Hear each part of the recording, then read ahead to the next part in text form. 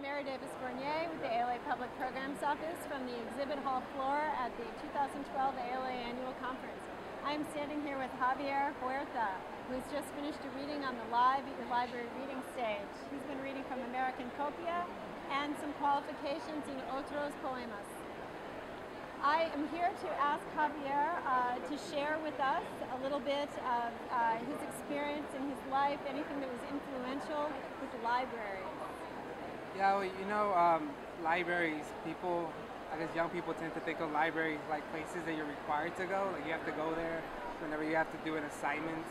For me, the two memories I have of the library are the times that I go when maybe I should have been doing something else. I go there because it's like where I like to spend time. One of them was in the U.S. Navy. I was in an aircraft carrier, and the aircraft carrier is big enough to have a library. It was a small library, and it was right next to the TV lounge. So maybe when I was supposed to be doing something else, I went to the ship's library, partly because I knew that most people don't know where the ship's library was. So I went there, and it's where I first read Homer. I was into the big epics. I was reading Homer. And they never found me. They would always go to the TV lounge right next to it, but they didn't know that the ship's library was right next to the TV lounge. And then the next time was, the other memory I have is I did my undergrad at University of Houston, and the Anderson Library there at the University of Houston, and where maybe I should have been spending more time on the classes that I was taking.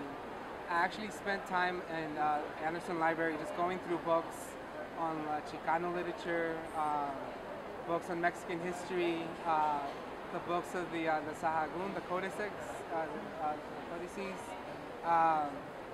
and just reading and the books of Octavio Paz. So and actually I wouldn't even go because there were big books. So I would just sit right there at in the stacks and just read through these books. Or maybe I should have been studying for a math class or for my literature class, but it was other kind of literature. But I wasn't taking classes in these subjects, but I was just reading them in the library, and I just sat there and I read them. So I think those are the two things I take from the library, those two moments, and that the library is always a place that you can go and spend time and just enjoy it. It doesn't have to be a place where you're doing work. I mean, as a PhD student, it is a place where you go to do work, but it's also a place to maybe just go and read.